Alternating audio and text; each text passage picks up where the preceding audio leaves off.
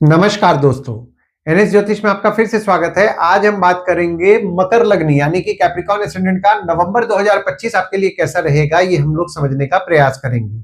अगर आप आपकी पर्सनल कुंडली दिखवाना चाहते हैं तो नीचे दिए हुए नंबर पे आप हमसे संपर्क करके अपॉइंटमेंट बुक कर सकते हैं। और अगर आपने मकर लग्न का अक्टूबर 2025 का मासिक फलादेश एवं उपाय नहीं देखा है तो ऊपर दिए हुए आई बटन पर क्लिक करें।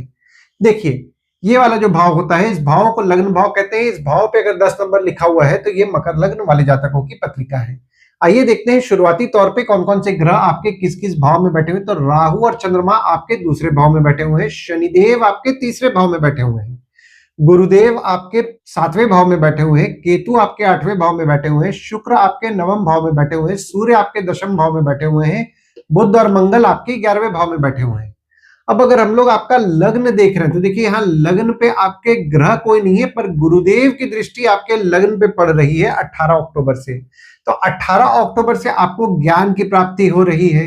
वहीं दूसरी ओर आपके वेट बढ़ने की संभावना भी बन रही है।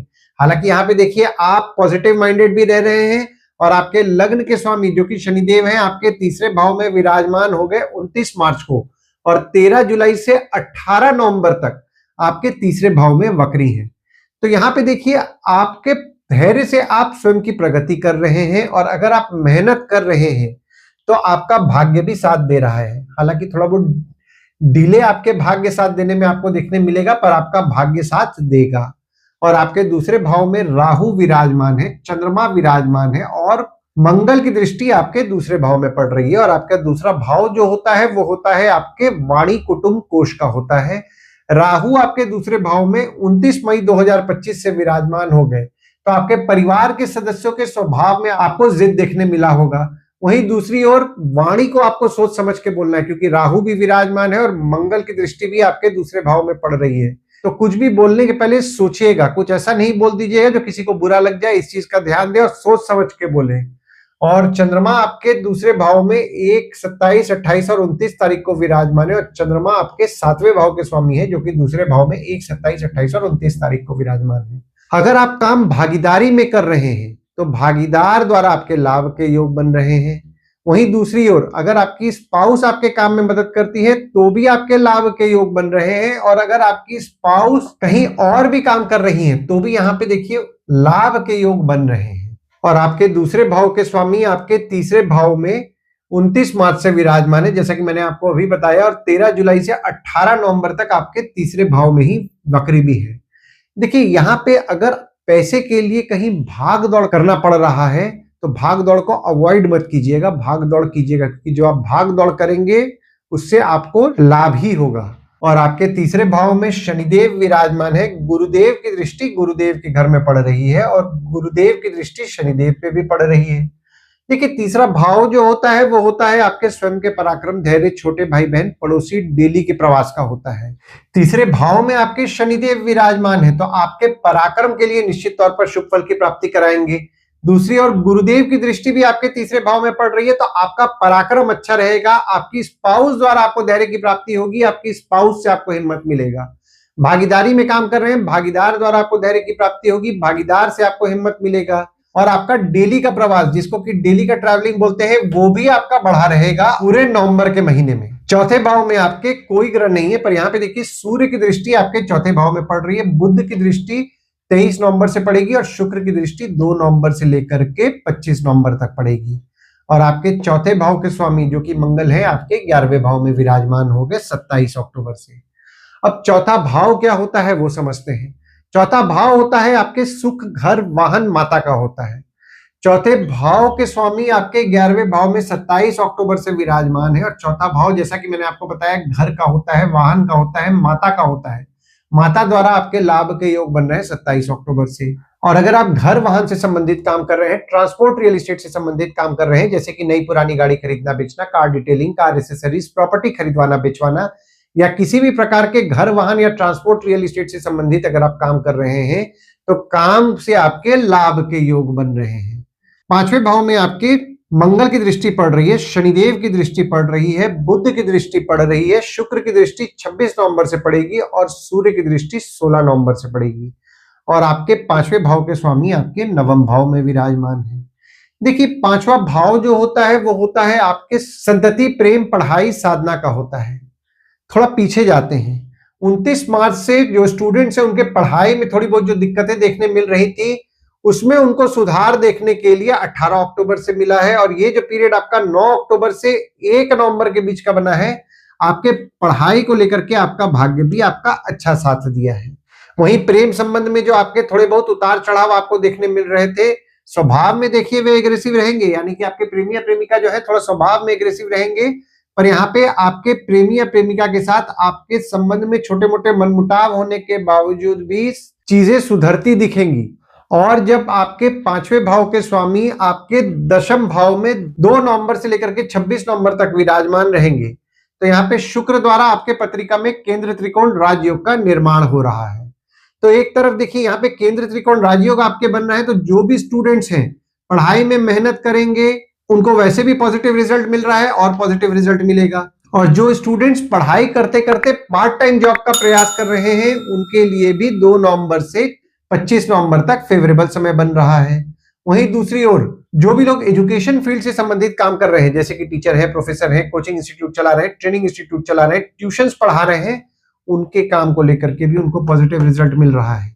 यहाँ पे उनके काम में उनका भाग्य साथ देगा 9 अक्टूबर से 1 नवंबर तक। और जब शुक्र आपके दशम भाव में 2 नवंबर से विराजमान होंगे तो काम आपका निश्चित तौर पर अच्छा चलेगा, काम के रिस्पॉन्सिबिलिटीज बढ़ेंगे। और 26 नवंबर को जब शुक्र आपके 11वें भाव में विराजमान होंगे तो जो भी लोग एजुकेशन फील्ड से संबंधित काम कर रहे हैं उनके लाभ के योग भी बन रहे हैं, यानी कि जो वे मेहनत कर रहे हैं 2 नवंबर से 25 नवंबर के बीच में, उससे उनको लाभ भी होगा। और यहाँ पे देखिए एक चीज और भी है, जो स्टूडेंट्स हैं स्कॉलरशिप का प्रयास कर रहे हैं उनके लिए भी 26 नवंबर से फेवरेबल समय बन रहा है। छठवें भाव में आपके कोई ग्रह नहीं है, पर मंगल की दृष्टि आपके छठवें भाव में पड़ रही है और आपके छठवें भाव के स्वामी जो कि बुध है आपके 11वें भाव में विराजमान है और वक्री भी है। देखिए, छठवां भाव जो होता है वो होता है आपके रोग, ऋण, शत्रु, मामा मौसी का होता है। छठवें भाव में आपके मंगल की दृष्टि पड़ रही है 27 अक्टूबर से, तो 27 अक्टूबर से आपके शत्रु हो गए, कॉम्पिटिटर हो गए, वे थोड़ा स्वभाव में एग्रेसिव रहेंगे, विवाद करने का प्रयास करेंगे, विवाद से बचिएगा। हालांकि यहाँ पे देखिए आपके शत्रु या कॉम्पिटिटर कुछ ना कुछ आपका खराब भी करने जाएंगे, तो यहाँ पे आपको उनसे लाभ के योग ही बन रहे हैं। और जो भी लोग मेडिकल फील्ड से संबंधित काम कर रहे हैं, जैसे कि डॉक्टर है, फार्मासिस्ट है, मेडिकल इक्विपमेंट का बिजनेस कर रहे हैं, बैंक रिकवरी, सिक्योरिटी सप्लाई से संबंधित काम कर रहे हैं, उनके काम से भी उनके लाभ के योग बन रहे हैं। 7वें भाव में आपके गुरुदेव विराजमान है और 7वें भाव में जो गुरुदेव विराजमान है वे उच्च के हो जा रहे हैं। देखिए, 7वां भाव जो होता है वो होता है आपके स्पाउस, भागीदार का होता है। गुरुदेव आपके 7वें भाव में 18 अक्टूबर से विराजमान है, तो आपके स्पाउस हो गए, भागीदार हो गए, उनसे छोटे मोटे मतभेद कराएंगे। और आपके 7वें भाव के स्वामी जब आपके 7वें भाव में 10, 11 और 12 तारीख को विराजमान होंगे तो आपकी स्पाउस या भागीदार का आपको सुख अच्छा दिलाएंगे और आप आपके स्पाउस या भागीदार को इंडिपेंडेंटली काम करने में मदद भी करेंगे। 8वें भाव में आपके केतु विराजमान है और आपके 8वें भाव के स्वामी आपके दशम भाव में विराजमान है। देखिए, 8वां भाव जो होता है वो होता है आपके आयु, जीवन, मृत्यु, अचानक धन लाभ, ससुराल का होता है।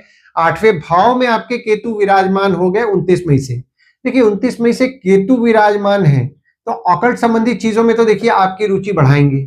वहीं दूसरी ओर जो भी लोग जमीन से नीचे से संबंधित काम कर रहे हैं, रिसर्च से संबंधित काम कर रहे हैं, वे भी अपने काम पे बहुत ज्यादा ध्यान देंगे और उनको कोई भी नई चीज जानने की जिज्ञासा रहेगी और वे जो नई चीज जानने का प्रयास करेंगे उसकी तह तक जाने की खोज करेंगे और मेहनत करेंगे।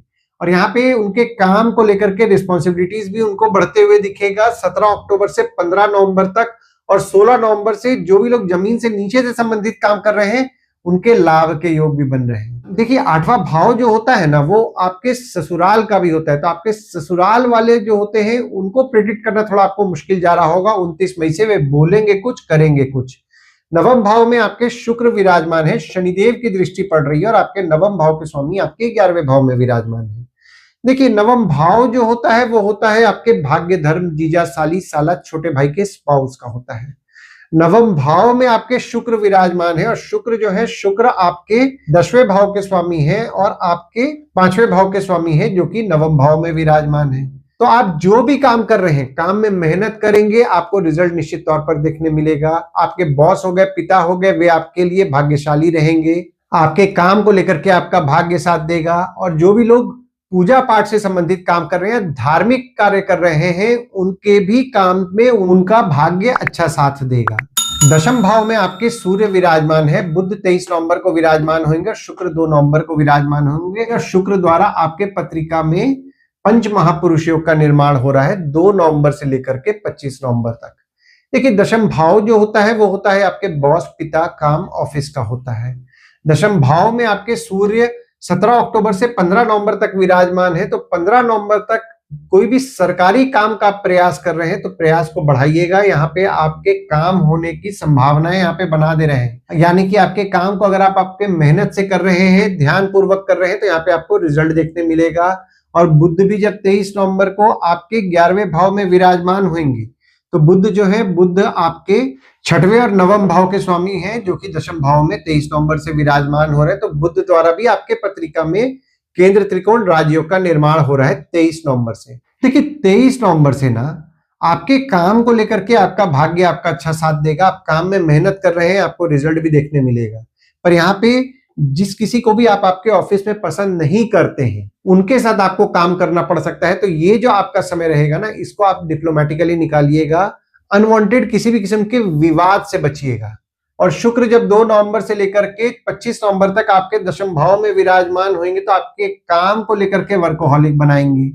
11वें भाव में आपके बुध विराजमान है, मंगल विराजमान है, शुक्र 26 नवंबर को विराजमान होंगे, सूर्य 16 नवंबर को विराजमान होंगे, और गुरुदेव की दृष्टि पड़ रही है, और मंगल भी अपने घर में विराजमान है।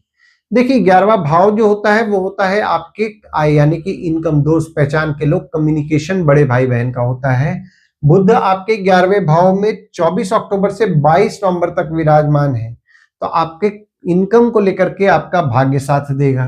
कोई कम्युनिकेशन द्वारा काम करने का प्रयास कर रहे हैं, आपका भाग्य साथ देगा। दोस्तों द्वारा काम करने का प्रयास कर रहे हैं, भाग्य साथ देगा। यानी कि काम को लेकर के, इनकम को लेकर के तो आपका भाग्य साथ पूरे नवंबर के महीना देगा। वहीं मंगल भी आपके 11वें भाव में जो विराजमान है, बहुत ही शुभ योग का निर्माण कर दिए हैं 27 अक्टूबर से। तो यहाँ पे कम्युनिकेशन द्वारा आप काम करने का प्रयास करेंगे तो भी आपको पॉजिटिव रिजल्ट मिलेगा, और इनकम, किसी भी काम में आप हैं, आपको इनकम होगा। आपके दोस्तों से आपके लाभ के योग बन रहे हैं, पहचान के लोगों से आपके लाभ के योग बनाएंगे।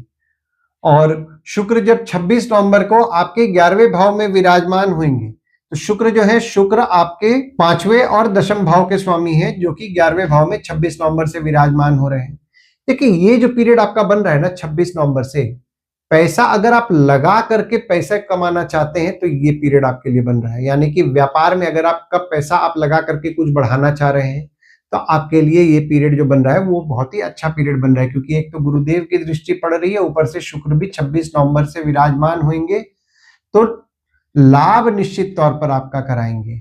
कम्युनिकेशन द्वारा काम करने का प्रयास करेंगे, आपको लाभ होगा। और सूर्य जब 16 नवंबर से आपके 11वें भाव में विराजमान होंगे, तो 16 नवंबर से अगर आप सरकार द्वारा पैसे एक्सपेक्ट कर रहे हैं तो आपके लिए फेवरेबल समय बन रहा है। वहीं आप आपके काम में, यानी कि कोई सरकारी काम में जो आपने मेहनत किया है, वो मेहनत करके आपने उसको पूरा कंप्लीट किया है, उससे भी आपके लाभ के योग बन रहे हैं। 12वें भाव में आपके कोई ग्रह नहीं है, पर यहाँ पे देखिए शनिदेव की दृष्टि आपके 12वें भाव में पड़ रही है, और आपके 12वें भाव के स्वामी आपके 7वें भाव में विराजमान है। देखिए, 12वां भाव जो होता है वो होता है आपके खर्च, जेल, फॉरेन, हॉस्पिटल, मोक्ष का होता है। 12वें भाव में आपके शनिदेव की दृष्टि पड़ रही है 29 मार्च से। तो देखिए, 29 मार्च से आप खर्च कम करने का प्रयास कर रहे हैं। हालांकि यहाँ पे 18 अक्टूबर से आपकी स्पाउस को लेकर के खर्चे बढ़े हुए हैं, भागीदारी में काम कर रहे हैं, भागीदार को लेकर के खर्चे बढ़े हुए हैं, और आपकी स्पाउस खर्चीली भी रह रही है। तो ओवरऑल अगर मैं नवंबर का महीना देख रहा हूं ना, तो देखिए, एक तरफ शुक्र द्वारा आपके पत्रिका में केंद्र त्रिकोण राजयोग बन रहा है, दूसरी ओर पंच महापुरुष योग भी बन रहा है। बुध द्वारा आपके पत्रिका में केंद्र त्रिकोण राजयोग बन रहा है। तो काम और इनकम के लिए तो नवंबर का महीना आपको शुभ परिणाम ही देगा। आइए दोस्तों, अब हम लोग ये समझने का प्रयास करते हैं कि नवंबर के महीना में गुड डेट्स, बैड डेट्स और रेमेडीज क्या होंगी आपके लिए। तो गुड डेट्स वो डेट्स हो जाते हैं जिस दिन अगर आप कोई नया काम शुरू करना चाह रहे हैं, या कोई भी कंपनी में आपके एग्रीमेंट हो रहा है, या फिर अगर आप कहीं बाहर जाने का प्लान कर रहे हैं, या कोई भी अच्छा काम करना चाह रहे हैं ना, तो इस डेट्स को आप कंसिडर कर सकते हैं। तो डेट्स हो जाते हैं 2 से 5 तारीख, 10 से 12 तारीख, 18 तारीख, 21 तारीख, 22 तारीख, 24 से 26 तारीख और 30 तारीख। वहीं बैड डेट्स में अगर आप बाहर जाने का प्लान कर रहे हैं तो इस डेट्स को आप अवॉइड करें। तो डेट्स हो जाते हैं 8 तारीख, 9 तारीख, 13 तारीख, 14 तारीख और 23 तारीख। इस डेट्स को आप कहीं लिख के रख लीजिए ताकि आपके ध्यान में रहे। और उपाय में आपको बुधवार के दिन विष्णु रामकृष्ण भगवान की उपासना करनी है। विष्णु रामकृष्ण भगवान के मंदिर जाएं, शुक्रवार के दिन देवी के मंदिर जाएं और अर्गला स्तोत्रम का पाठ करें। और शनिवार के दिन शनिदेव को तेल चढ़ाएं और तेल चढ़ाते समय ओम शं शनिश्चराय नमः का जाप करें। और नीडी पीपल की आप जितना ज्यादा मदद कीजिएगा तो आपको अच्छा लाभ होगा। आशा करता हूं इस वीडियो में दी हुई जानकारी आपको पसंद आई होगी। अगर आप हमें YouTube पे देख रहे हैं और ये वीडियो आपको पसंद आया हो तो इस वीडियो को लाइक कीजिए, चैनल को सब्सक्राइब कीजिए, नोटिफिकेशन बेल जरूर दबाइए। और अगर आप हमें Facebook पेज पे देख रहे हैं तो Facebook पेज को लाइक करें और फॉलो करें। धन्यवाद दोस्तों, कल फिर मिलेंगे एक नए वीडियो के साथ।